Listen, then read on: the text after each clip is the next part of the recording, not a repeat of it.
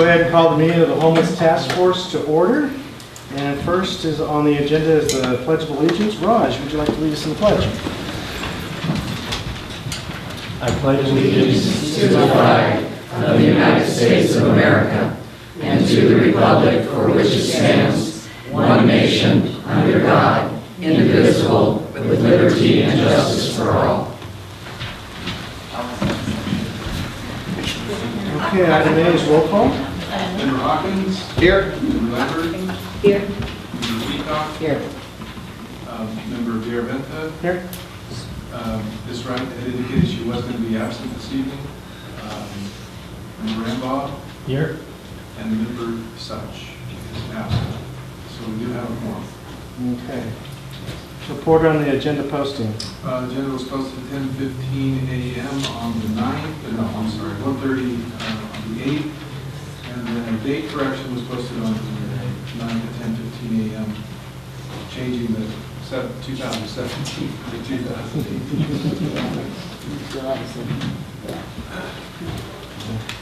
And the PA system is on, but you'll need to turn your mics on if they're not on. Like that? I can hear you. Is this one on? I think that one's... Not yet.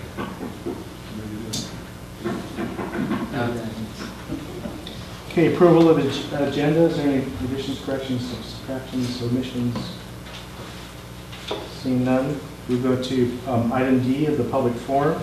The public may address the task force on any item of public interest not otherwise on the agenda that is within the jurisdiction of the task force. No action may be taken. Matters to be addressed may be referred to city staff or placed on a subsequent meeting agenda. Speakers are limited to a 5-minute presentation.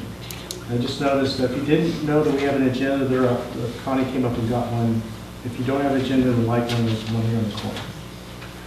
Is there anyone who would like to speak on Lloyd? Report.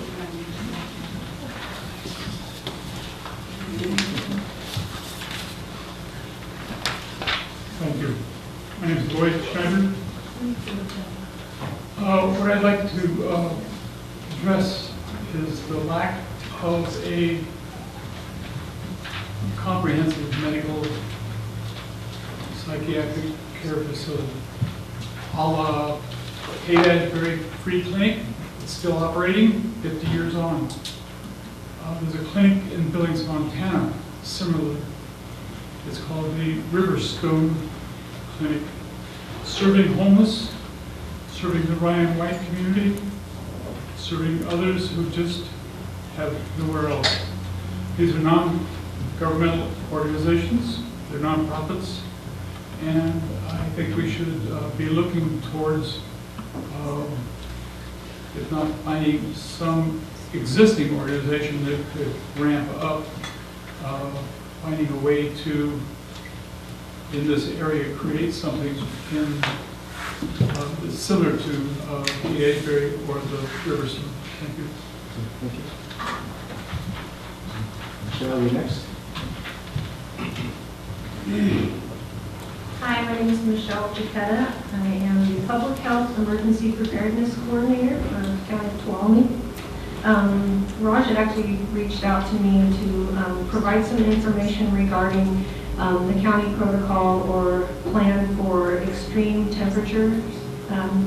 So the county does have a extreme temperature contingency plan, and I thought it might just be beneficial to read the executive summary of that plan to give an overview. Basically, the plan describes the jurisdictional operations during extreme temperature-related emergencies and provides guidance for Tuolumne County government, other governmental agencies, community-based organizations, faith-based organizations, and businesses in response to emergency incidents of extreme heat and extreme cold or freeze. The plan recognizes the need for the County of Tuolumne to identify when the health of populations and or subpopulations of local residents may be threatened by extreme temperature conditions, communicate with the public to convey information about resources available for protection against extreme temperature emergencies in time to allow for preparations to be made, communicate and coordinate with state and local agencies, mobilize resources and initiate actions to augment local resources as needed, and employ the standard emergency management system and national incident management systems in organizing the response to these natural emergencies. So I hope it doesn't sound just too gobbledygook, but basically there is a plan, and we communicate with our partners to make sure that they're aware, and when a heat or cold threshold has been met, there are criteria that are met when it's so cold or so hot for so many days. Then those criteria are met to activate either cooling or warming centers or cooling or warming shelters. And when they do, we make sure that we communicate with our partners so that they're aware and can reach out to their clients, that everyone has the information for resources that can be utilized. On that note, we do have a countywide healthcare and safety coalition, and I just wanted to iterate the importance of that and having our medical and health, CBOs, all kinds of community partners partake in this coalition. It meets every other month. We plan, exercise, drill, and discuss emergencies that affect the medical and the health components of our citizens, which is just about any emergency is going to affect the health of our public. So I know APCA has had camera as part of our coalition. We encourage continued participation. If anybody's interested in information that on that coalition, can reach out to me again. Just get my information from the minutes and reach out to me. Question, do you quote on the, there was a term that you were using in the email, it was IWP or something, the protocol. Inclement weather protocol? Oh, I'm not actually sure what that someone else came up with that. I think that or was somebody. I don't know, I saw the, regardless. When something happens that you have to take action, are you reaching out, you're a county agency, do you reach out to the city, the fire chief, police chief, the city administrator? Is that part of your? Yeah, and it kind of depends. The plan is actually a county plan, so it can be the county office of emergency services often, activates, but we usually work together with the Human Services Agency, which is social services, behavioral health, public health, and county OES all work together to do that. And so usually it's whoever's in charge of communications is in charge of doing that. But having someone I guess I just want to know that there's a link that the city gets involved in. Okay. All right. Yeah. And the police chief and the fire chief are on our coalition. They don't make, nobody makes it every single time, but sure. And so they're on our contact list, yes. So first, thanks for being here. And we had a little bit of confusion on time and place, so I appreciate your patience. Can you cite specifics on what are the triggers? Like how many days, what temperatures for both hot and cold that? I thought you might ask that. I didn't bring the exact criteria. They're not, they're difficult, and that's why our county health officer, we only have an interim health officer right now, not full-time, usually looks at that data. It's a complex chart that I didn't want to bore everyone with, but it's basically the National Weather Service has a criteria for, and we utilize that criteria. So it has to be, oh gosh, I'm sorry, I can't remember. It has to be so cold for 3 days or more. Is it 4 days? Okay, thanks. 4 days. So it's how cold or how hot for however many days that it's going to be. So it's the standard National Weather Service criteria. Yeah, and there is language in there for because every jurisdiction is a little bit different. That the county health officer can make a determination if it's like, okay, it doesn't meet, and because the criteria is actually fairly severe. And so if it feels like it's going to be a threat to a population or to an at-risk population, the health officer can make a determination to open, or activate some level of activity. Thank you. Any other questions? Thanks a lot. Any other open forum? Hello. How's everybody? Hi. I'm George Marshall. I'm working at the Immigration Center in Washington, behavioral health. I'd like to introduce a program that one of our patrons suggested the other day called Shelter Plus Care Program. And I believe it's in the Bay Area, mainly stationed in Berkeley. And obviously, it's a shelter program, but also with medical needs, and they provide medical care and things like that. Also, it's a way to not enforce, but incentive, again, like we discussed last week or last time, about getting these people off the streets, out of the dirt, so to speak, and into the workforce. Yes, they are given resources, but they also take those resources and use them in a positive way, not just the give out thing. Again, I'd like to just suggest that we somehow, some way, figure out a way to incentive, give these people some type of an incentive to get out of the sleeping bag. I realize it takes money and time and building and stuff like that, but it does.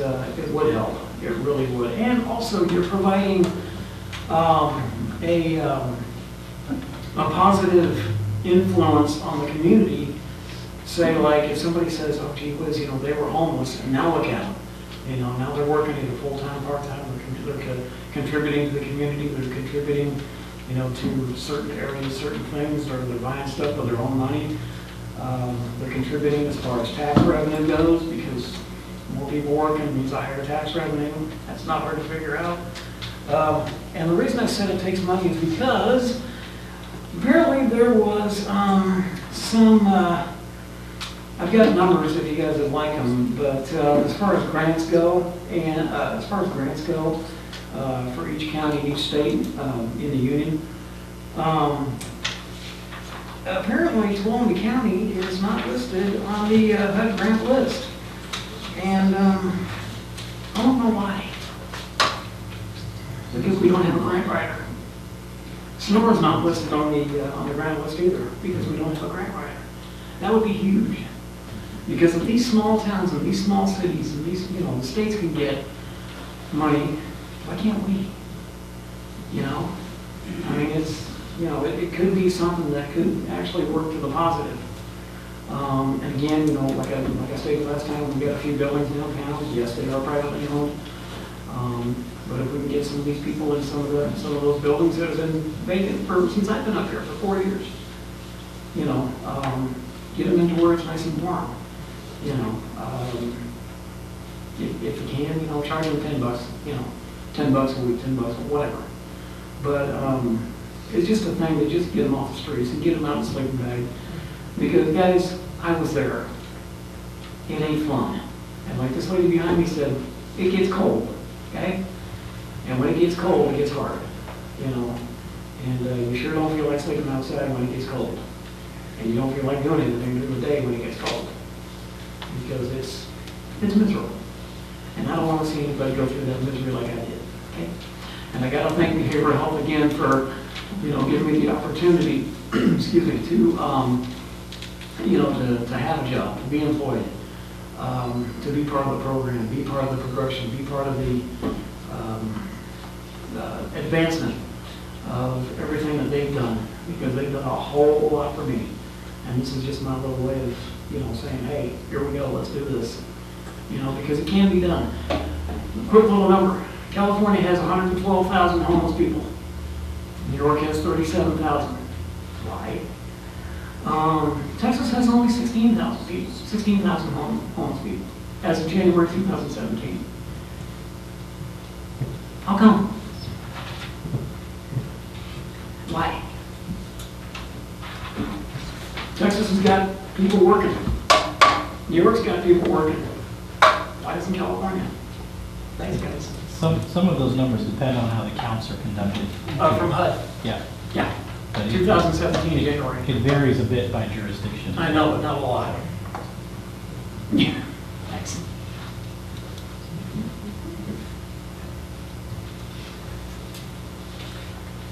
Hello, I'm Tamara Dockstader. I'm the Housing Resources Director with ACTA, Amador Tuolumne Community Action Agency.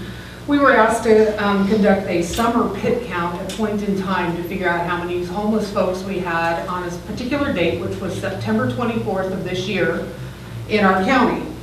At the end of the count, with the many, many volunteers, law enforcement, probation, and it goes on and on, we came up with a count in our county of 711 people. I was asked to then break down where did those people sleep. There's several different places that we offered, outside, in the woods, in a tent, in a shelter. So I have those numbers tonight just to kind of share and tell you where people were living on September 24th in our county that were not housed, permanently housed. We had 3 that had just come out of jail. 30 were living in abandoned buildings or abandoned trailers. 30 they identified as other. Again, we got trailers on that. We got, there were several different things. Abandoned cars, that was many, and some just said other. Motels, we had 41 people in motels. 66 people in emergency shelter or our domestic violence shelter. 101 said outside. 116 were in vehicles. 151 were in the woods. And 173 said they were couch surfing. A lot of our children that we did the count with were couch surfing or in vehicles. So that was the predominantly the amount. So I think it's important to realize when even just looking at the people that said they were outside or in the woods, that's 252 people. That's over a third of that survey that are living in not a roof over their head at all. And then you add the 116 that were in vehicles. Vehicles are cold at night if you can't keep the heat on, or they're very warm. Many of the couch surfers, people were living in sheds or unair-conditioned garages. So it wasn't, couch surfing kind of sounds cool, you know? I'm sleeping on a couch. Many of them weren't. They were sleeping in the garages, sheds, or outbuildings on the building, or on the property. So I just wanted to share where did they sleep. Thank you.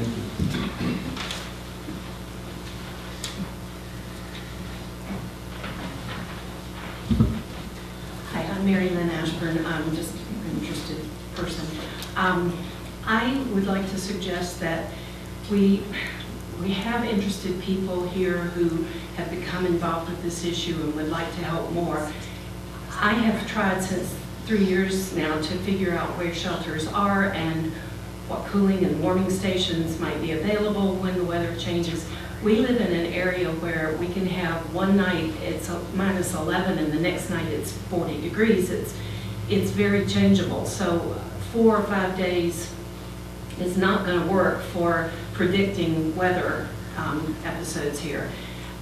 That one night when it's 11 degrees below would be really painful. And I, for one, don't know where to refer anybody. I would like to ask that we have an informational session that explains where those things are, the places that could be available, and what the criteria is, and maybe the national criteria is not applicable always here. How can we decide in this county when it's going to be severe weather, and can we open these stations?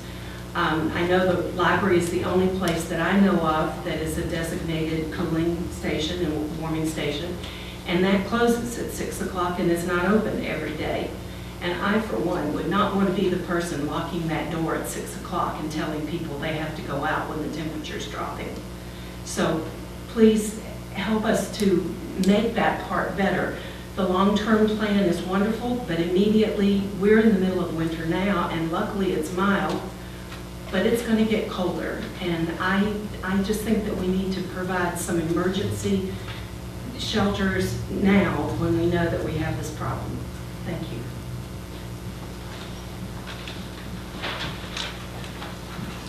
And I agree with Mary Lynn, and the only person who has given me a direct answer was Tracy Riggs from County OES.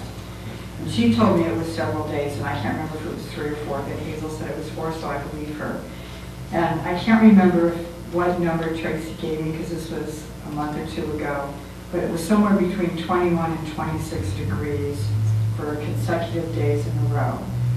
So as many of you know, sometimes I'm busy downtown Sonora, and I'm kind of in the middle of the night, and when it's 34 or less, I feel like I'm turning into a popsicle. So I can't imagine being outside all night, so I think we need to, I agree with everyone here that maybe we need to look at this, because I don't want to hear that the library is a warming station when it's closed. You know, it's only open from what, 10 to 5 or 10 to 6, and it's only part of the week, and then at night it is when the temperature drops. So maybe we need to have a community slumber party in Courthouse Park some night, and we all stay out there in the cold with maybe a jacket or maybe a sleeping bag, and we see what it's really like, and then that might give us some empathy to make something else come from our leadership here. And then my subject has to do, you know, we do have behavioral health, we do have mental health services here, but I'm not always happy with the failure of Behavioral Health and Enrichment Center to educate the public on what is available here. And I invited everyone here, I believe, at the last meeting to attend their year-end bash at the Enrichment Center. And to the best of my knowledge, I was the only outsider from the public who attended. So that was kind of a missed opportunity. But next Tuesday, right? Is yours? At the Board of Supervisors. Oh, yes. Yes, Oh, yes. You're looking at me. So at 1:30 next week, on Tuesday, at the Board of Supervisors meeting, and I don't know if the elevator's working or not, but it should be on the 4th floor. Christy Conforti is doing her Dog and Pony show on the Mental Health Safety Act. Mental Services Act. I always want to call it Safety Act. So I think everybody should come and see that and see what is offered in our community, and then perhaps express your opinion on how you think some things could be better. Thank you. Okay, is there anyone else for open forum? Would that be appropriate on this? No. Well, it's not agendized to, I mean, It's about the if you have a statement of fact that you want to inclement make, weather protocol. what's that? Inclement weather protocol. What it is? or You give can us come a up and statement of speak fact? as a member of the You public. could. Okay. Do that. That works. That works. Thank you. You can say anything you want there. I'm Raj Rambach with APCA and a member of the City Task Force, but I'm standing here as a member of the community. Having studied inclement weather protocol and kind of what's behind it, and having been in homeless services for many years, it truly is an emergency trigger, because essentially what public health is guarding against is a human being's core temperature from going too low or too high to avoid death by exposure. So these are extreme measures. So this, one of the things that sometimes we as a community can get a little sidetracked by with those protocols is like, well, we have something in place and there are things that will trigger, but these are, again, life-saving measures. They're not about promoting health and wellness. They're about trying to address death by exposure, either to heat or to cold, and it's around core temperature. And I actually found that out by trying to research, and the state of Alaska was the only one that had a fully built-out definition on how this was developed. And I don't know if it's still up on their website, but that was interesting to me. Okay.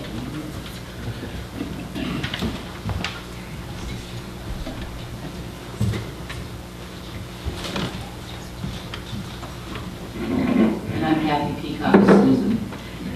Years ago, for about 30 years, I worked with the Red Cross. That's really the Red Cross's responsibility with the Office of Emergency Services to have those provisions in place. If the Red Cross is working it right with the counties or the cities, it will cost nothing for the counties or the cities to operate any kind of those weather-related shelters. So I think it behooves us to connect with the Red Cross through Office of Emergency Services with Tracy to see why the Red Cross isn't backing here. When something goes on, generally speaking, local community pockets will take on the responsibility of those shelters for a week or 10 days or one night, whatever it is, and I've opened hundreds of them.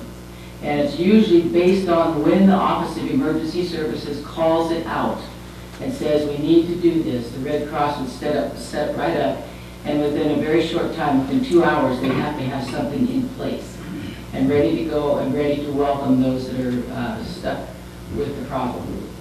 So I would recommend that somebody or whoever you'd like to check it out with the Red Cross out of Sacramento and find out what the system is up here and what their role is. And it would take the onus off the county and the city insofar as expense of running it. Because you don't just open them up and then that's that. There are liabilities, there are usually food items, there's care of people with health issues that come in, things like that. So it's not just about opening a shelter and everybody sitting there. So think about that a little bit.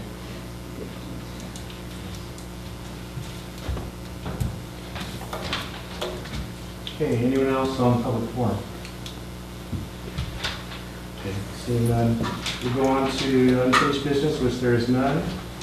Item F is new business, which is presentation and discussion regarding a low barrier approach to shelter in conjunction with AFCA's What's Next community conversation. And I think, Rod, you're taking the lead. So. Can everyone hear me okay if I don't use a microphone? A couple of things before we launch into this idea is again to frame a couple of things.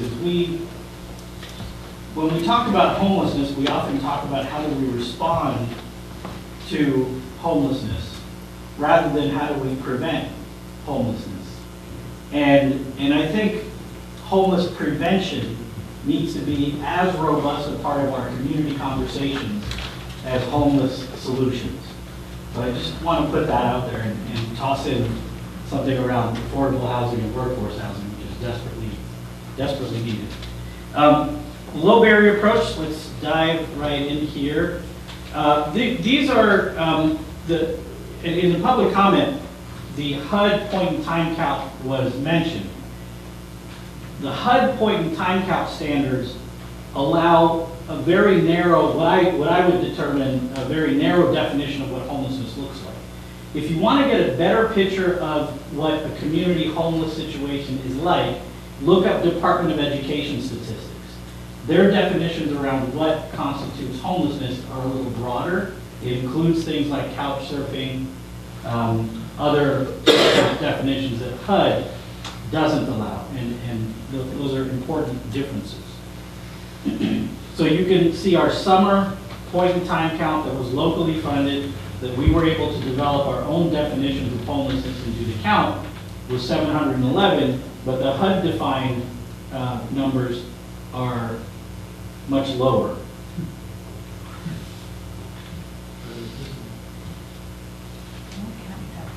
And these are some overall trends for our region.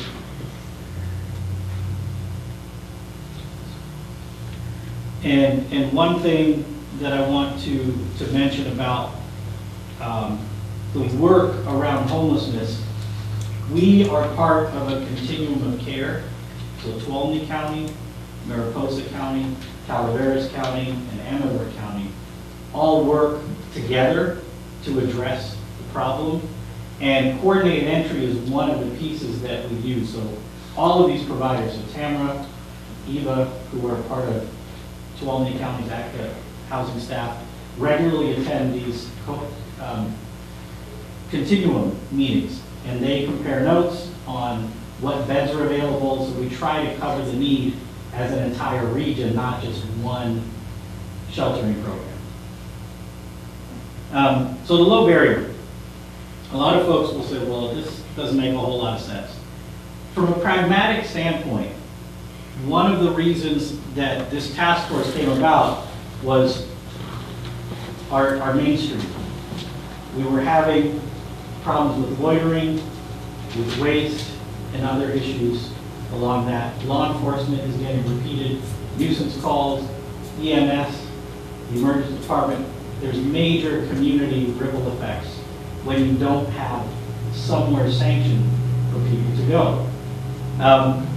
So one of the pretty quick results that happen when a low barrier approach is put into place is when folks have somewhere to go that has some basic infrastructure, they're not going to be hanging out downtown. They will be somewhere else where they're wanted and have some facilities to use. You've got to make it easy. The shelter that we run right now in Tuolumne County and Amador County from ACTA's perspective are what I would call high barrier shelters. These are ones that require a certain level of conduct. Criminal behavior has to be non-existent. Alcohol and drug abuse, addiction, you cannot be actively engaged in any substance abuse. And there's a very high level of expectation of how you spend your time while you're in our shelter, looking for work, getting education, caring for your children, etc. There's a lot of expectations. And so those kinds of programs are already in place. We do need more spaces for a high bar approach. So it's not like we're covering the need there. But there are a lot of folks who aren't ready for that just yet. And providing a low barrier option creates a volunteer relocation, as I call it. It gives folks a place they would rather be. And in the context of a low barrier shelter, it gives providers and community members an opportunity to build relationships and trust with folks who are in real need. When I lived in El Dorado County, I want to share a little, sort of as a case study. We lived there in the county, this is my wife and our 2 sons, at a time where on their HUD count, they had 0 homeless because they didn't count the homeless. So some of those HUD counts, that's why I mentioned that it may not be entirely reliable. It depends on the local jurisdiction's interest. Because at the time, El Dorado County wasn't interested in drawing down HUD funds to serve the homeless, so they didn't count the homeless. Now that ended up changing over time, and they do count the homeless now. But we started a program with just a group of friends, and it was a low barrier approach. We asked a friend who was a minister at church that had a large gym and a small congregation, and they let us use the gym. And from 2005 to 2008, we weren't open every night. It was entirely volunteer driven. There were approximately 8,000 check-ins.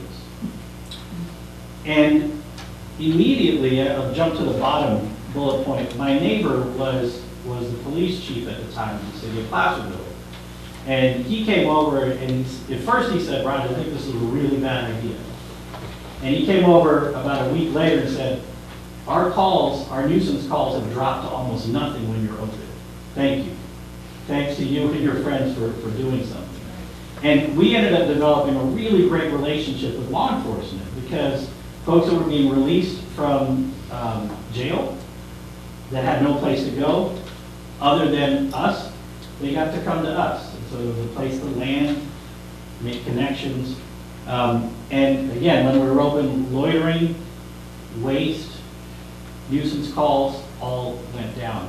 And I was actively involved for about 2 years as a volunteer, between 3 and 5 nights a week for that 2-year span as a lead volunteer. We called law enforcement twice in that time. And we didn't do any sort of real screening. And we knew we had some characters that were difficult, and they had historically been difficult with law enforcement.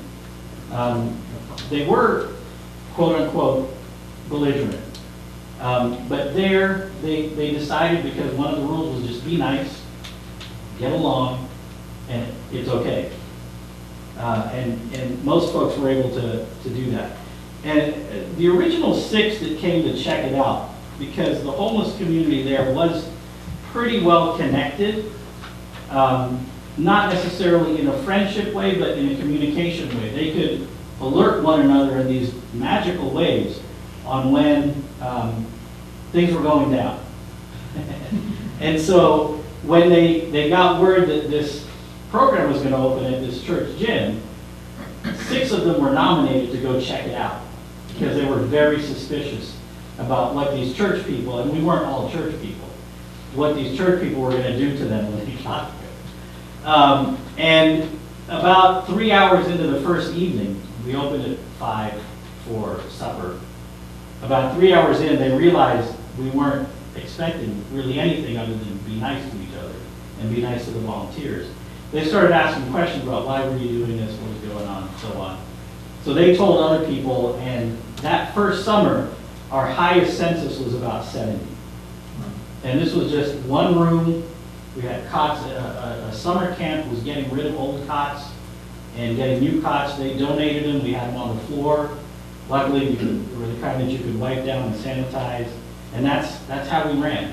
And service clubs and congregations brought hot meals and ate together. It was a family-style evening meal. It was pretty cool. And then a lot of table games. The original 6 are great examples of what happened to many people, not all. But my wife and I, we moved to the Bay Area for grad school, and our kids finished high school. We lost contact with some of the folks we had built some really good relationships with. When we moved back to the Sacramento area, we decided to go up the hill to Placerville to see if we could find folks that we knew that had been homeless. And we went to all the normal spots. Behind certain restaurants that allowed them to hang out by the dumpster, certain service stations, the park, and we couldn't find anybody. And we finally found one of the guys that we knew. He was one of the original 6, walking up the hill with the shopping bag and his dog, who was really old by that time. And his name is Scotty. He's okay with me using his name. He said, "Scotty, it's so good to see you." And we embraced. We just pulled our car over and chatted for a while. And we said, "Where is everybody? We can't find anybody." He goes, "Oh, we all got places." And I said, "What do you mean you all got places? What happened?" And so he went down the list on who did what and how they all worked it out. And he says, "Would you and Bonnie like to come over for a snack to my place? It's just up the road." I said, "Of course." So I walked up with him because the dog was way too big to put in our little car. And Bonnie followed us up. And Scotty had certainly lost touch on how to keep a home clean and organized. So his home looked a lot like his camp used to. But we managed to find a spot to sit down and have a chat with him and so on. And in that conversation, I said, "Scotty, when you talk about these friends, what changed? Most of you have been homeless for 7+ years, pretty significant emotional and substance issues." He said, "After a while, the fact that you and other people just cared about us and really saw us as people, we begin to ask ourselves and say to ourselves, I could probably do better." And in the 2-year span that I was there, after a few months, depending on when a person came in and what their trajectory was like, would begin to ask for specific help. Some would say, "I've got these court fines that are piling up on me, and I can't get ahead of them. Can you help me get help so I can deal with this somehow?" So some of our volunteers were lawyers, and we said, "Can you help?" "Absolutely." Others were like, "I have this nagging sore that won't go away." Some of our volunteers were physicians. They would do impromptu exams and bring medications on site. Eyes, ears, nose, all kinds of stuff. So, and then mental health issues. I'm sick and tired of being a drunk. I don't want to do this anymore. And with recovery takes, I believe, on average 7 times going through a full comprehensive recovery program. So we accompany folks through that process, expecting that it wouldn't solve the first time, but the relationships between them, community members, and providers were there, that we could be a bit more long-suffering than, "Well, you didn't pass the test, now you gotta go." It was a journeying together, and some amazing things happened. A couple of things about the low barrier approach. Yes, it is messy. Not every story ends up being a happy ending in our perspectives. But one of the things that I say is, if we as a community decide to do something like this, the fact that anyone at this low barrier shelter can go to sleep every night knowing that there are people in the community that care about them, to me is a win, just by itself. Even if somehow they don't magically conform over time to what we would like to see, the fact that they can go to bed knowing that people care about them is important. But knowing that knowledge and that experience does create transformation. Couple of bits of advice here. That middle bullet point, which is hard to see. When you do this kind of work, you have to be prepared to get your heart broken multiple times. It's just going to happen. But you also get to celebrate in ways you never thought possible. And then the time it takes to heal is often determined by how broken one is.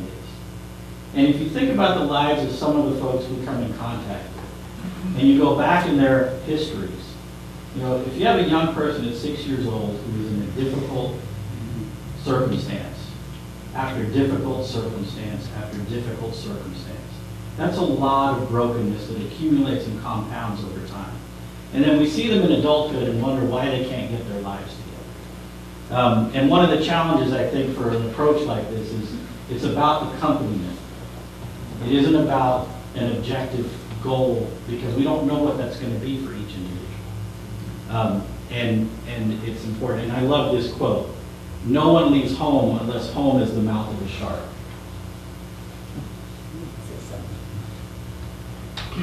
Another, I guess, a caution about this conversation and others like it is we can get hung up and spend a lot of time on what the structure should be. Should it be tiny houses? Should it be raised tent platforms? Should it be tough sheds? Should it be a dining and gathering place with campground? We can spend a ton of energy on this and get nowhere. What matters the most, in my opinion, about a low barrier approach is the spirit. It can be a warehouse, it can be a parking lot, it doesn't matter where it is. There's some basic infrastructure I think is necessary, which we'll go over in a second, but it's the spirit of the program that matters most. The structure is secondary. So here's some of the basics of low barrier. No expectation of sobriety. There would be, in my opinion, an expectation of no using or consuming while on site. But if you want people who are troubled to show up, you have to meet them where they are. The second one is a really important rule. Be nice, don't be a jerk. And most people get that. And no matter how difficult their lives have been, can do that if they're asked. And you treat them with respect. We, in El Dorado County, we locked away belongings besides clothing and toiletries. We did not check any bags or luggage. We locked it, gave them an ID tag so they could pick it up the next morning and leave. But that way we had a sense if somebody did have a pocket knife or a larger knife or something else, it would be locked away. No expectations of outcomes. Trained staff on site is essential. No judgment. These next things is where the things that I would say this is where the magic happens. You know, heavy volunteer involvement. Congregations and service clubs. And congregations and service clubs know how to make food and eat together. They know how to play table games together. They know how to have conversations. They know how to be in community. So you basically bring that same thing that most of us know how to do in our own lives and bring it into this space as well as a volunteer. And we had lots of folks volunteer over and over and over and over again. Some made that an active part of their social life. And then following the lead of residents when they desire to pursue help. And that's where the relationships come in, both with providers, professionals, and volunteers who are able to connect them. So these are these necessary components. Again, the meals is really important. That's where beautiful things happen. People want to get clean. Showers, bathrooms, laundry, garbage collection and removal, personal hygiene items. Those things are really important to have. And in the blue, those are things that are important when people are ready to begin to move to something different, to something better. Healthcare, legal assistance, employment services, animal services. A lot of our homeless neighbors have pets, and mental health services. And the pets that folks have are oftentimes one of the primary reasons folks stay alive. Scotty, the person that I mentioned before, who's quoted here, without his dog Jazz, he said he would have ended it a long time ago. But he had something to keep him company that he cared deeply about. So that was good. And the most important is there at the bottom, human connection.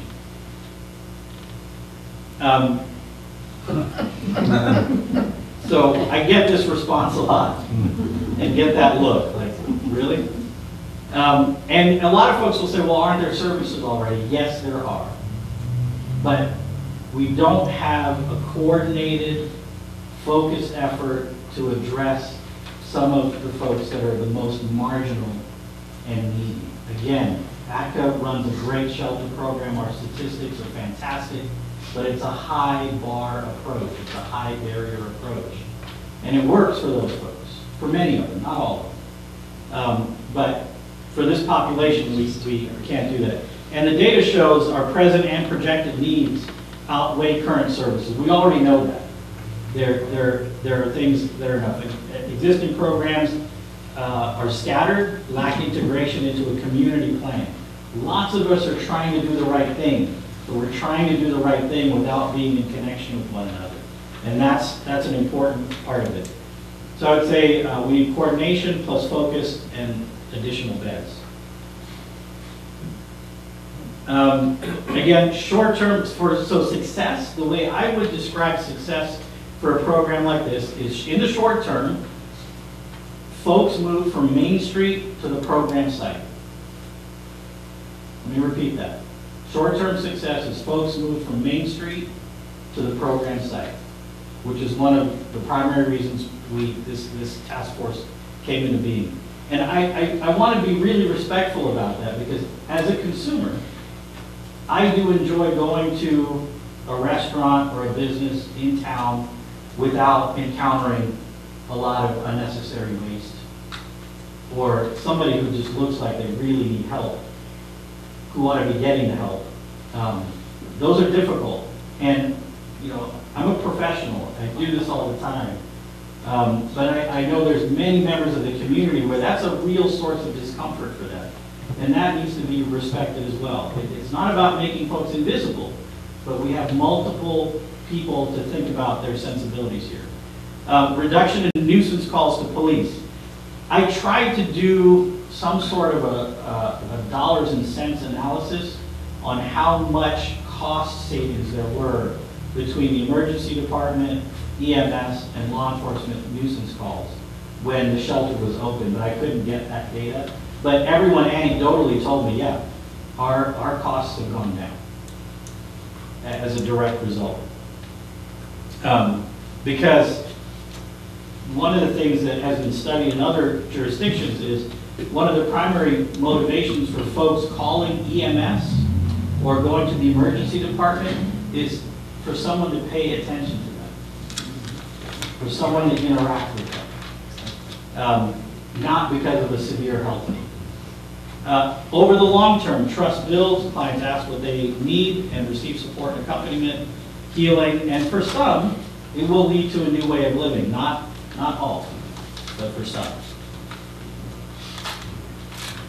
And that's it. Is this still going on? So what happened in El Dorado, the question was, is this still going on in El Dorado County? What happened in El Dorado County is, when we started this program, they hadn't done the count. County officials decided they needed to do a count, did the count, collected data from our program, and applied for a grant from HUD, got a large grant from HUD. And the Board of Supervisors sent it back because the requirements from the federal programs are pretty significant, and they didn't want to do all those things that the grant demanded. After that happened, the program that we had started really got dismantled because there wasn't the bandwidth to keep it going on a volunteer basis. And the church that let us use their gym, think about wear and tear, 70 people, up to 70 people a night over a couple of years. They were like, we need money to start fixing things. We can't, our plumbing can't handle this. We were losing some volunteers because we were all, even though there was a social worker, there was myself who has experience, there were others, but we were all getting fatigued. And we needed some paid staff support to keep it going. So that dissolved. But a few people, one of the things that started with this was we began eating together in the park as a way to build relationships and let people know that there were folks that cared about them. That program, I believe, has still continued. And they do have a couple of transitional housing programs, but it's fairly small scale. But there are other folks who are doing several different things. There's a couple of old buildings that they're still working on getting converted to shelters. So that the movement hasn't died, so to speak. The work hasn't died, but that specific program is no longer. Do you know specifically what caused the county to, what regulation in particular or whatever that Well, caused them to change their mind? there was resistance. There was resistance from the beginning.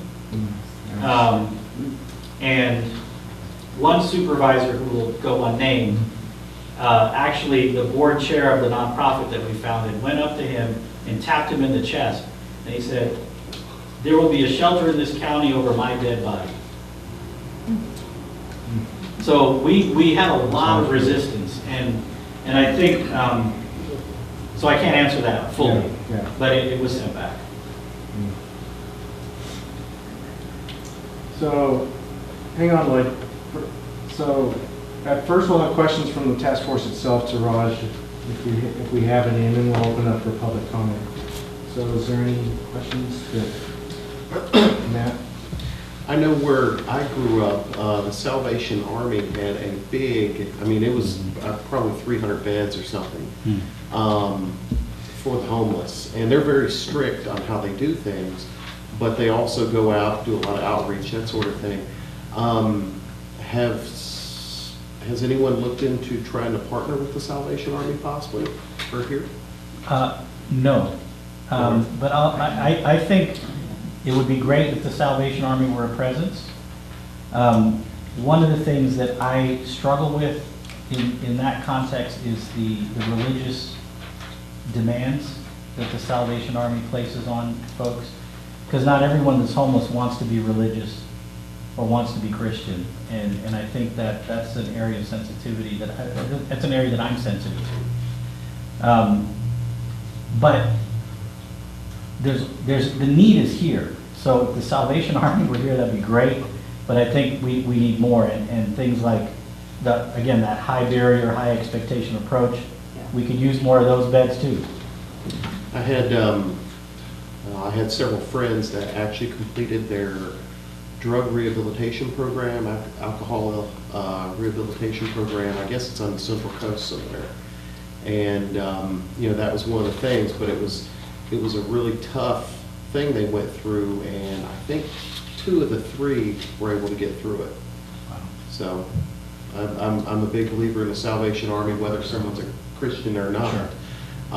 Because they do strive to get results. So.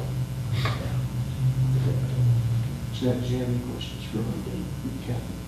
No, I just think having run shelters for years and years and years, the sustaining of a shelter, yes, I think you could start out with volunteers, but then it does fall back onto someone has to pay. That's right. For whatever the liabilities are or anything like that. And that's where I think you have to do a lot of background and research before you just jump right into it.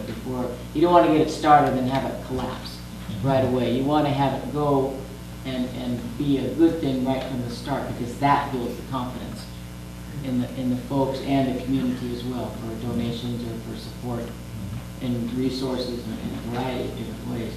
Many places have these shelters, But I think your approach of the human side of it is far more valuable than what a lot of the shelters that I have seen and worked at and set up years and years along the way. Because I think this community is more caring in that relation with the folks. Most of us know these folks in some form or another.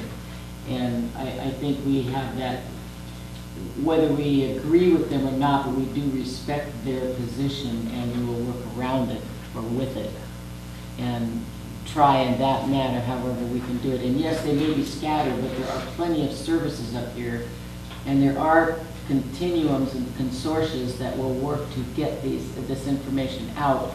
However, it is not centralized like you mentioned.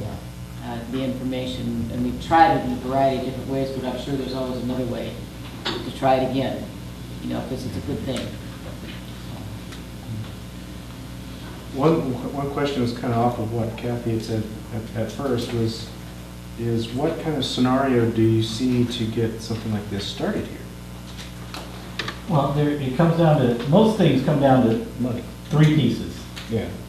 A place, Mm-hmm. permission, and money. Permission in what respect? You can't just open up a shelter anywhere. You know, the So jurisdiction, governmental. either the county or the city, depending on where it's located, Mhm. has to be sanctioned, and I think working closely with law enforcement. One of the things that I failed to mention in the presentation is there's sometimes a conflation between criminal behavior and homelessness. And not all homeless people are criminals. And criminal behavior needs to be addressed as criminal behavior. So, you know, I think any of us in homeless work would agree with that. But we sometimes get credit or blame for things that weren't the folks we're working with. But and then also with the health community, healthcare community, by bringing some services on site, even through volunteerism of health professionals, can really save them a lot of money over time. But Kathy's point is absolutely essential. Professional, trained staff on site to manage needs, to help with coaching, mentorship, train volunteers, and be a backup for volunteers that are on site when they're there. But that volunteer element, I'm a firm believer, and I did that in El Dorado County and ran a program for families in the Bay Area, which was heavily volunteer. We had 1,500 volunteers that ate meals with these families every night, and not at the same time. But knowing a lot of the families in our program, they would say, you know, I never knew a shelter could be like this. And it wasn't because of anything we, the staff, did. It was because of those evening meals where volunteers' kids and their kids played together. So if you showed up as a stranger onto that congregation site, and they were all congregations, you would just think there was a social going on. People eating together, kids playing together. It just looked like the community. And you know, we had about an 80% transition rate into people's own homes in the Bay Area. So yeah, that piece is really important to me. I guess, well, assuming you said the three things were government, a place, a government approval, and money. Assuming the first two are. How much? I'm going right for the money. How much? Yeah. How much would, I guess, I can ask it two different ways. One way is, how much do you think something like this would cost here? Or if you don't want to get a number printed in the paper, that people throw arrows at. How much did it cost in El Dorado County to make it viable? When it was viable? You know, I didn't see that budget. The county had that budget. Okay. But I'll tell you who the staffing you need, in my opinion, is you need a really competent volunteer coordinator. And that's, for something like this, would be nearly a full-time position. To recruit, train, manage, coordinate, because one thing, you have to treat volunteers with a great deal of respect. They're giving their time and in some cases expertise and experience. So somebody that can manage that very, very well. And then you've got, during the day, which is, you hope most folks are awake and maybe doing things looking for work or whatever, you might need one staff person on site. And in the evenings, when the activity is high and volunteers are actively present, you might need 2 to 3 staff members. And then overnight, maybe 1 staff member. And so staffing costs would be there. And depending on what sort of qualifications we want for each person would be here. Now, and I'm talking about this in the construct of an existing agency like ATCA, where you would have a director like Tamara who is already established and can oversee the whole thing. Whereas if you were starting a nonprofit to do this work, which is one idea, the competencies of the staff would probably need to be higher than they would if you were embedding them in an existing program that already has high-level competencies on staff, if that makes sense. Okay, is there any further questions before I open up to public comment? Okay. All right. Let's go ahead and open it up to public comment. If anyone has any, Lloyd, come on. Thank you. Sure. 50 years ago, the Menlo Park VA initiated a family-style recovery program, which is now the model across VAs. And now, as I understand it, Raj, help me with this maybe, I understand that nationally, the VA is utilizing this low barrier approach. And they also have staff people. One of my friends at Menlo Park has a caseload of 40 homeless vets. Is there a way that we could attract, because we are in their service area, we're part of the Palo Alto service area with Menlo too, to get a VA person here to assist us with this project. Am I correct about them using this nationally as the low barrier model? You know, I'm aware of that happening in some places, but I don't know if it's a national mandate. I'm not sure about that, Lloyd. I heard it somewhere and maybe just been something I heard in the middle But of the night. the outreach efforts have definitely ramped up in the VA. You know, there's still gaps, but I think the intention of the VA is admirable.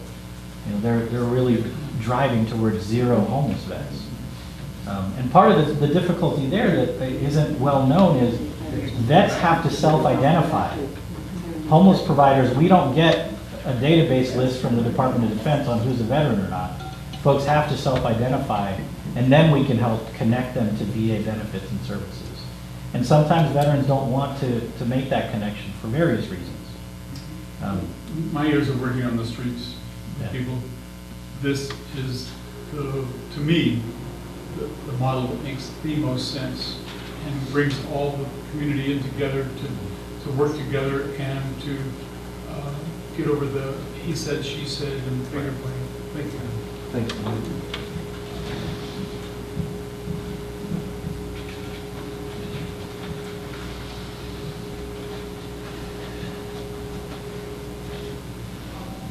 Hi, everybody. My name's Don Sullivan, and I'm with Lighthouse Ministries. I'm also a full-time minister.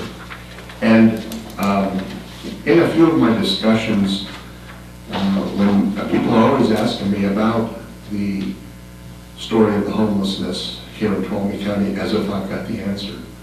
I definitely don't have the answers. However, I did come away with a few notes from our not past work, but what's next meetings, and a few of the congregations in our community had something to say, and I'd like to bring it to your attention.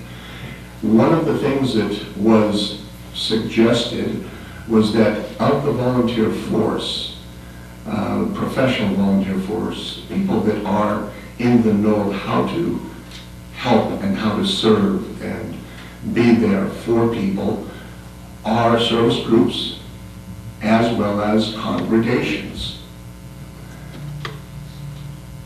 What was mentioned to me is that we don't want to be a part of something where we have to throw the baby out with the bathwater.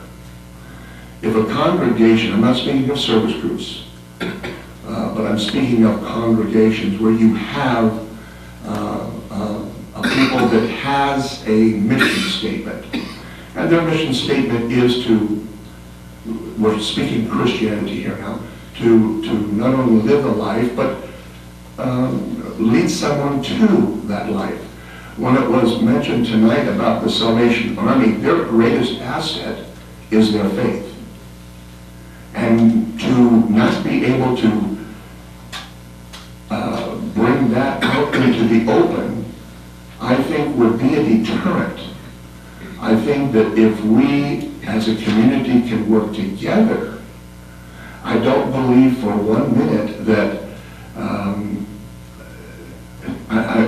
the huge argument in society is the church versus, right. I just, I don't see it in that light. I know that there are limitations as far as pantries are concerned, where we're not really allowed to go and push Jesus Christ on anyone, nor really would we. But I really think that if you're wanting to embrace the faith-based organizations in our community, you're going to have to allow them to be who they are, rather than cloak Christianity or cloak Jesus Christ. And that's just my personal opinion. And I'm also hearing it from other congregations to the, not only to the task force, but also in recognition of the conversations that we had with the what's next. Thank you.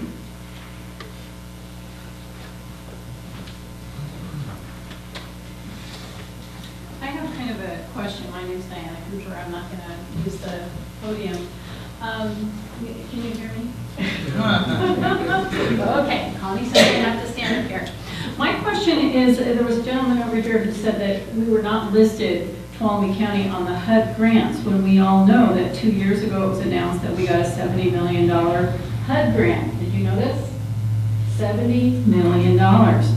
So part of that was to restoration for the rim fire, and part of it was to do something with biomass or something with all the wood that is sitting there rotting, and to clear it so there won't be another terrible fire with that as combustible material. And the other piece was about $20 million of that $70 million, is my understanding, and the leaders in the room know, was supposed to go to a resiliency center.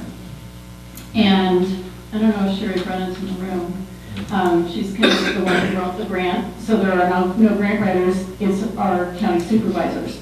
So can anybody speak to whether that's going to be built soon, if there's some plan for that? I mean, I know that this is like the $22 million question, right. But, and if that resiliency center is, going to be in the town of Tuolumne or Groveland were the two options, was my understanding, but Tuolumne was probably where it would end up. I don't know if that decision has been made, and if they're talking about restoring like the memorial hall or building a new building. Yes. And could that be something that we could use? So I will leave it to the city council members who probably know the answer. And if there's a short answer, that's fine. I didn't mean to open a can of worms. Thank you. Well, we're kind of at a strange quirk of jurisdictions here. This is the city's task force, so and it's a county question. The county is looking for a resiliency center. They, well, their last meetings, not this past one, but the one before, they are actually looking at 2 resiliency centers, hopefully with the money. Oh. One on the Groveland corridor, and one in probably Tuolumne, on the 108 corridor, more or less. I wouldn't be qualified really to say whether we could use that money for homeless. I think that would be the county's call. Not the money, the facility. The facility, that would be the county's, that's, being a city person, I can't speak for the county. I understand. Regarding the HUD thing, I'm not quite sure exactly what HUD grants have been done through the county either. So there may be people in the audience that may know that for the county that could say so, but that's really up to them. So. Well, Yeah, I was hoping. I was hoping you were going to come up, but I was going to out you. I'm Sheila Shanahan. I'm the Housing Program Coordinator for the county. And because we're a small jurisdiction, our HUD funding is pooled through the state, and then small jurisdictions compete on the state level. And so we get money through Community Development Block Grant Program and a program called the Home Program. And so it's various pots of money that are put out as grant funds, and each county or city competes for those funds, and the city has competed too for some of the HUD funds in the past. So lots of HUD funds have flown to our counties through those programs. It's just we don't have a direct allocation, and so we're not on that list. We compete from the state. Thanks. Anyone else? Well, I got quick little things. First of all, one of the officers just mentioned that I guess on February 11th of this year, Sunday 6 a.m. to 4 p.m. at the Hope Clinic, there's a free medical, dental, and vision Discover Life at the Seventh-day Adventist Church. Speak into the mic, yeah, please. yeah, it's kind of hard for us to hear. Okay, cool. And also, you happen to mention that on the sobriety thing, what happens if somebody keeps coming in continuously inebriated? We have that repeatedly. Okay, what happens to that person? Do they still be allowed in the shop? Absolutely. Or do they? As long as they were able to get along. Okay, let's slow down. Question, answer, question, answer. Okay, as long as people were able to get along, Right. comply with the very minimal rules we had, they were welcome. And many of them came in, I don't know, did you ever watch the Andy Griffith Show? All the time. So we had our versions of Otis, who would walk in, you know, kind of find his cot or her cot, and they'd sleep for a few hours, get up, have a snack, socialize just fine, and it was great. So that was part of it. And a couple of them, out of that group of Otises, Odi, had remarkable turnarounds when it came to substance abuse. I haven't been in touch in a while, so I don't know that they're still clean and sober, but it was that, and in fact, it was one of them that initiated an AA meeting on site once a week. There you go. So that came right from the guests. So See, that's what I'm talking about, the positive reinforcement. Hey, you know, we can do this. Yep. You know, set an example, show improvement, show progression, you know, the whole thing. It can be done. And another quick comment, this wasn't directly to you, but Don, in your case, one of the things that also happened was there was a pretty strict no proselytizing policy at the program. But we were at a church, and a lot of the guests, when they made relationships, would ask people, do you go to church? And volunteers would say, well, yes, I do, or no, I don't. And if there was a trust relationships, probably, 8 months into it, 50% of our guests, our regular guests, were attending church with some volunteer or another because of an organic relationship. And that was great. That was fantastic. So, because in my perspective, I think, and forgive me for using what might sound like a harsh term, but coercing somebody into a faith practice to get decent human treatment is a mistake on those of us that consider ourselves faithful people. I agree. As a result of a relationship, to then co-journey on a spiritual path is a beautiful thing. And that we saw that happen quite a bit. And it was a lot of different congregations that gained members through their involvement in this program. So, sorry for the side. No, it's okay. No. Cool, thanks. Anyone else? We'd be going twice. can be. Well, okay. I'll just answer the question about the resiliency issue. And if you want to talk to me later, but they have had public forums on their resiliency program and what the public is looking for, so that is available. I was more asking when it would be built if we're looking for a structure, and then the conversation could be open about whether that structure. Under the HUD grant, they cannot use an existing structure. You have to build one from scratch. Okay. So they are working with the architect firm and trying to figure out how they could build two that would be flexible and fairly simple, because they only have $16 million for construction. So the other $4 million would have to go for planning and this, that, and whatever, and then land acquisition. So first off, we need to get some land. So as a county resident, I'm requesting that we get donated land so I don't have to pay for it.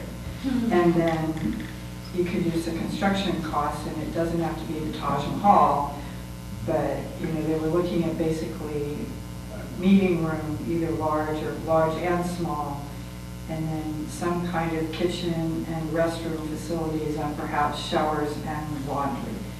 And then they could make that, they want. If we're going to spend $20 million, then we might as well use it all the time and not use it, once or twice a year. So that could be made available, I guess, for some homeless services, but that's not their main focus. But I believe the push is to look for two instead of picking one over the other. But we have to do it all for $20 million. Thank you. Sorry, Hazel. Oh, that's all right. I'm Hazel Mitchell. I'm with Give Someone a Chance.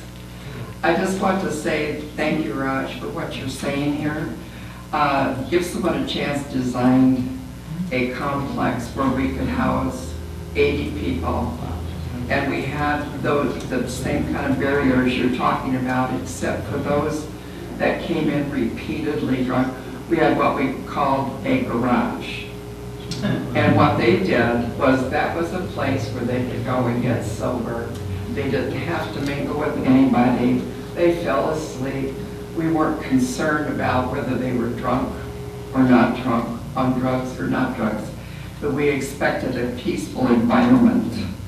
And as long as that's what they did, they were allowed to be in the shelter. We had a shelter where we were going to have a sustainment by having transitional housing, where we could charge them 30% of their income. That would be part of our sustainment.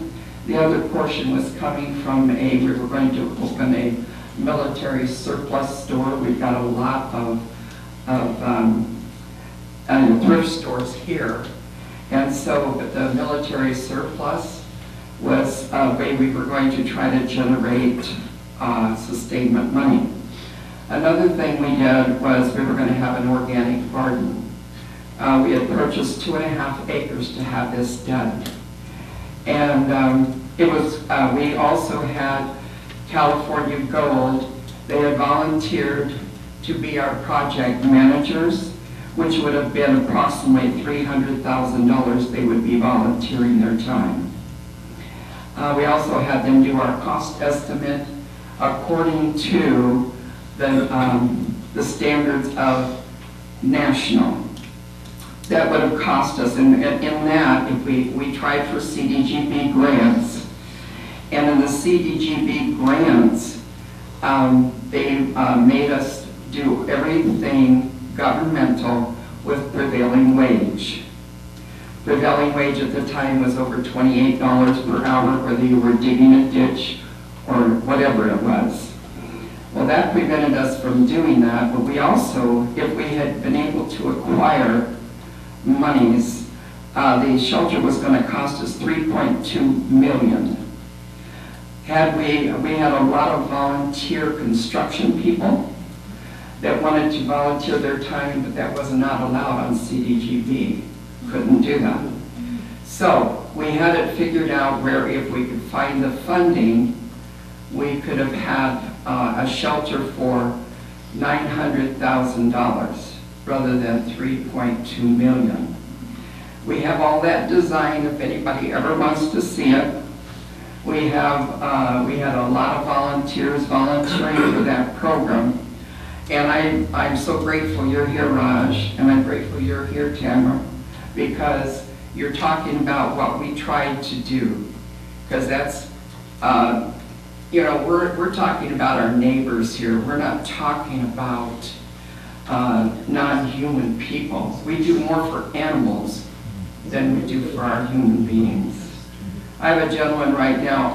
One of my experiences is that I go to the camps. I work direct with the homeless. So I bring the experience of the camp to the agencies rather than the agencies trying to go to the camps, because they have a job to do. And I love the job that they do, but we have to work with the homeless direct, show them love and kindness. I have a gentleman right now who is on his second day of work through love, caring, and now we're looking for a car for him. We also have a program that we're working on right now where we can, if there was a place for RVs, we have now refurbished RVs for homeless people, and we have at Dick's and my expense, because we have different goals within our organization now. But Dick and I, my husband and I, have never stopped wanting to give them shelter. So we're getting RVs very inexpensively. It takes us about $2,000 per RV to make sure that everything works. Propane is good, everything's good. We recarpet, we do everything inside of it so it's really presentable. And then we put them into a park, and if we had a park, we could broaden this program, because there's a lot of RVs out there that people can't get rid of because it costs them a lot of money to get rid of it. And so what we're doing is, right now I have a deal with Twin Pines, and we're putting them into Twin Pines because and you know, Eva, that we've been doing this because she's helped us with some of the first and last payments and so forth to get them in. And so we work together with APCA that way. And she can tell you we have some wonderful people that we have put in housing. So I think we could do an RV park. I think the nonprofit or our nonprofit or other nonprofits could get together, because I don't think this is just a government job. I don't think it's just up to the government. I think it's up to all of us. We're all Christians on my board. However, we do not distinguish against religions, race, anything. What we do is we don't preach to them.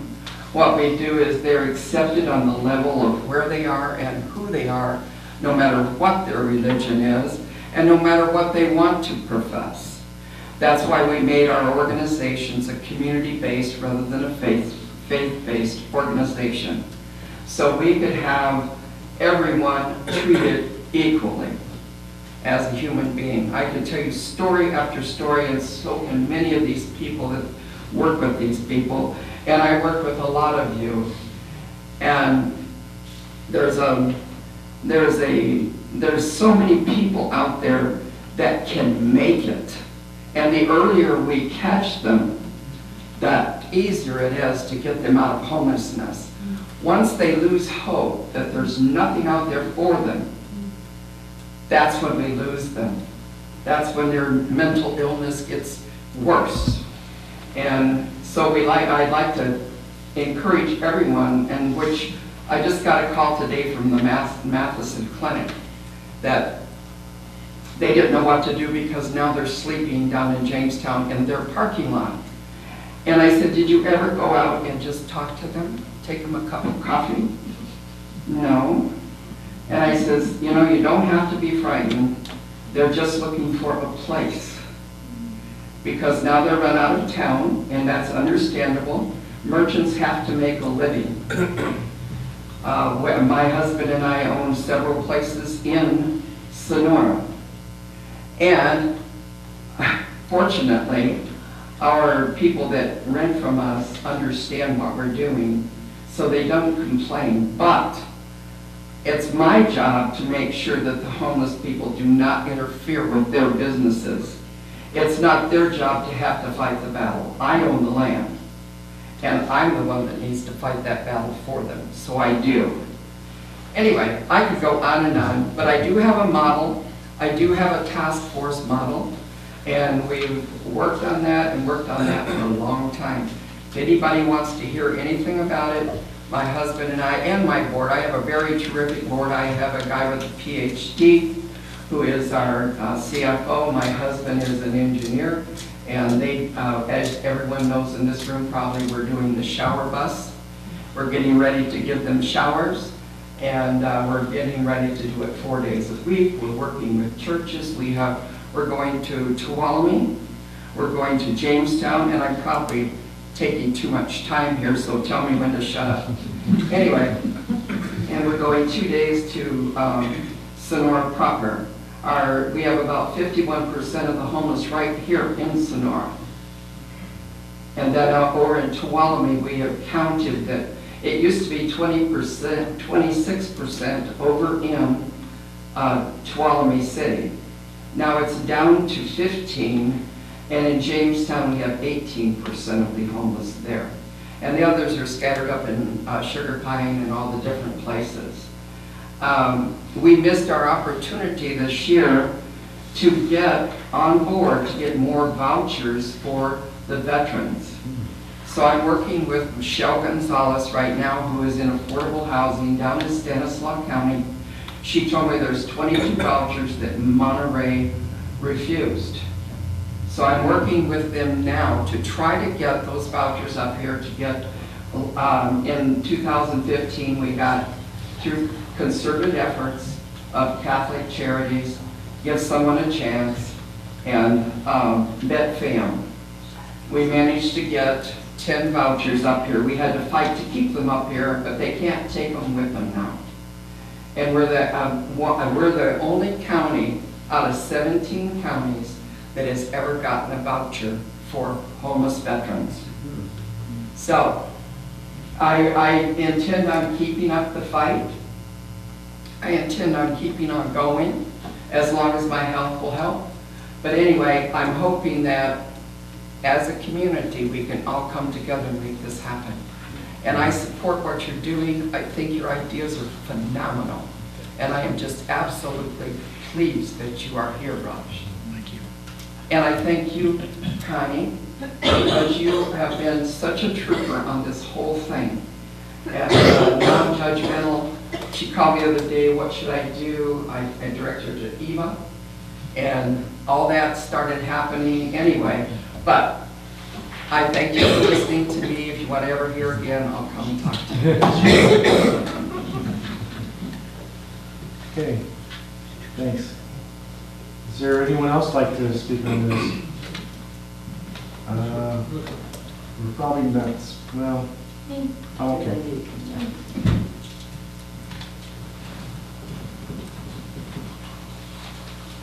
Good evening. My name is Jill Flagic, and I'm a resident of Columbia. But I feel that the whole county is my home, and I love it all. I'm very interested and concerned about the homeless. I think I have more questions than comments. What do we do now? I mean, I see the city, I see the county. We have this Red Cross has been mentioned, Interfaith Council. Where do we go now? I mean, it's January, so winter's almost over, and we have no place for many of our homeless to spend the winter months. In the city that I'm from, which is We'll forgive you. Santa Clarita, we started out small, and it worked very well. We started out with your idea, but only as a winter shelter. And then it grew, and then eventually we got people like the county, the city, the state, DOJ, our local hospitals, the Red Cross, the Interfaith Council. They all put money into it. They made one huge budget. and we could run it year-round. So we need to start somewhere though, but are we gonna start this month? With something? An evening warming station, something? That's my question. Any other public?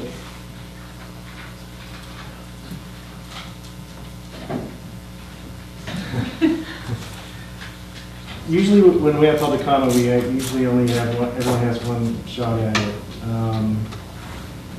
I can ask the task force if we want to open it up for a second round. The problem with that is that we could, how many that have spoken already want to say something really briefly? Shall we? I think we'll go ahead. No, sure. I'd hate to see a big discussion on, between the secular and religious community. St. Augustine is reportedly to have said, preach the gospel every day and use words if you must. If necessary. If necessary, absolutely. And I think that's the model that worked in El Dorado, and I think this is the model that Hazel uses, and certainly one that I would ascribe to. I mean, I've been a UCC minister for 50 years, so thanks. It was yours. Okay, is there anyone else? Okay. This was a presentation discussion. I don't know if anyone wants to, from the task force, wants to say anything at the end here based on any of the comments that were made.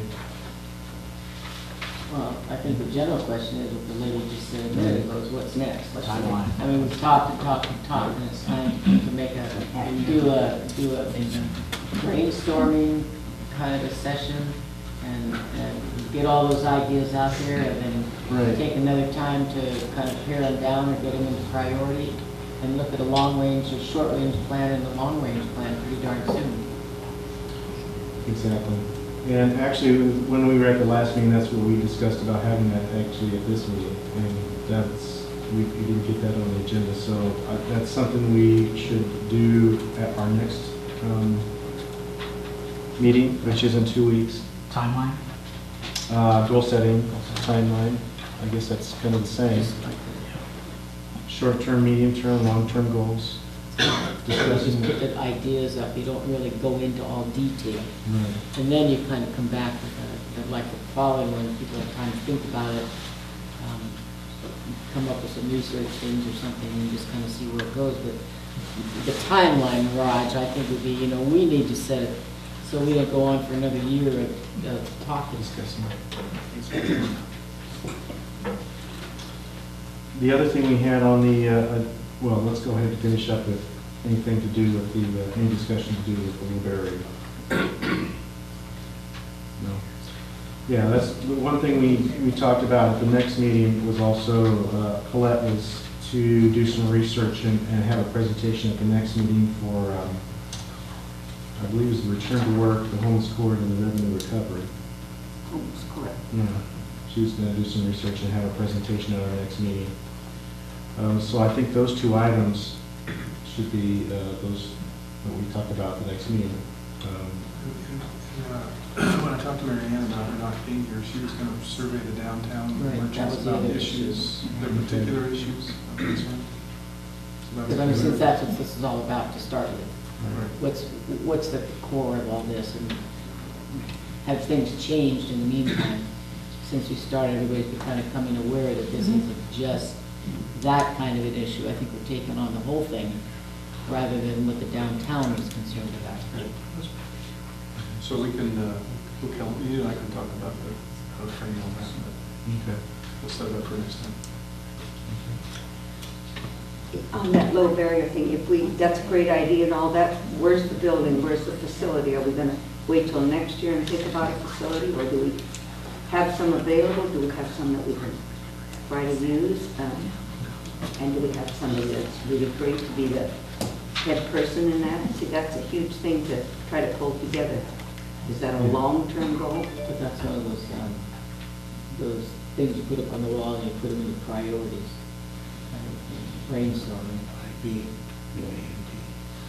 Can't answer all this right now. No. So I think we're, except for the goal setting, the Colette's report and Mary Ann's report, I think is what we're looking for the next agenda. And I'm not sure what order we'll put them all in, but I think we'll get the shorter term things